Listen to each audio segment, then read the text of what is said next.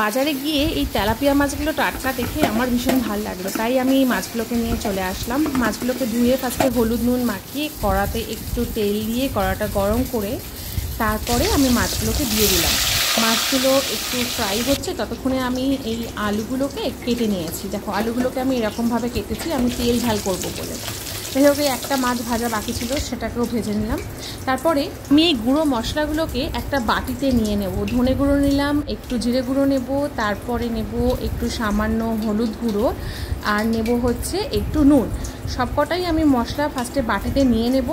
নিয়ে মশলাগুলোকে, আর হ্যাঁ, এটা একটুখানি লঙ্কার গুঁড়োও আমি দিয়েছি। মশলাগুলোকে একটুখানি ভালো করে নাড়িয়ে জল দিয়ে তারপরে কিছুক্ষণ নাড়িয়ে মশলাগুলোকে আমি রেখে দেব। ততক্ষণ বাকি কাজগুলো করে নেব, যতক্ষণ মশলাটাকেই মিক্স করে রাখবো। এটাতে না খুব স্বাদ খুব ভালো আসে জলের। দেখো মাছগুলো আমার ভাজা কমপ্লিট হয়ে গেছে। এবার আমি যেটা মাছ ভাজার তেল তার থেকে অল্প একটু তুলে বাকিটা নিয়ে বাকিটাতেই আমি রান্না করব। পেঁয়াজগুলোকে এরকমভাবে কেটে নিয়েছি, পেঁয়াজগুলো পেস্ট করে নিয়েছি। আমি এমনি কুচো পেঁয়াজ দেবো না, আমি এরকম পেস্ট পেঁয়াজই দেবো। এদিকে আমি আদা আর এই লাল লঙ্কাগুলোকেও বেটে নিয়েছিলাম। এবার আমি গ্যাসটা জ্বালিয়ে এই তেলটা ফার্স্টে গরম করে নেবো। আর এই দেখো, এটা আমার আদা আর সেই লঙ্কা বাটাটা, আর এটা হচ্ছে পেঁয়াজ বাটা। তো ফার্স্টে তেলটা গরম হয়ে গেলে আমি কড়াতে সামান্য একটুখানি দেবো কালো জিরে। কালো দেখো আমি বেশি দেবো না, বিকজ বেশি দিলে খুব তেতো হয়ে যায়। অল্প একটু কালো জিরে দিয়েছি, আর তারপরে একটু কালো জিরেটা দিয়ে একটু নাড়িয়ে নেব। এই 1-2 সেকেন্ড নাড়ানোর পরে আমি দিয়ে দিয়েছি পেঁয়াজটা মোটামুটি যখন তেল ছেড়ে যাবে তারপরে আমি আদা আর লঙ্কা বাটাটা দিয়ে দিয়েছি।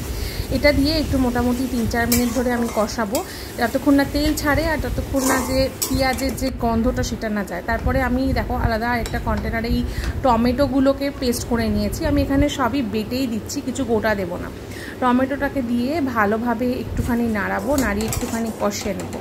কষানোর পরে আমি যে মশলাগুলোকে আগের থেকে মাখিয়ে রেখেছিলাম সেটাকে একটু নাড়িয়ে নেব, বিকজ এটা লেগে গেছে। এটাকে আমি দিয়ে দেবো হচ্ছে কড়াইতে।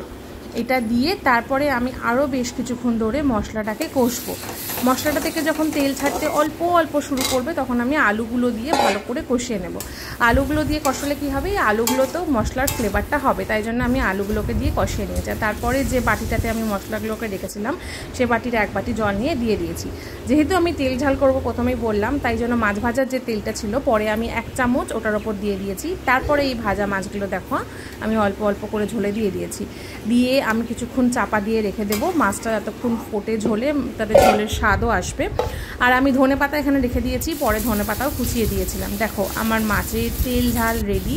আজকের এই রেসিপিটা কেমন লাগলো তোমরা জানাতে কিন্তু ভুলো না, অবশ্যই কমেন্ট করে জানিও।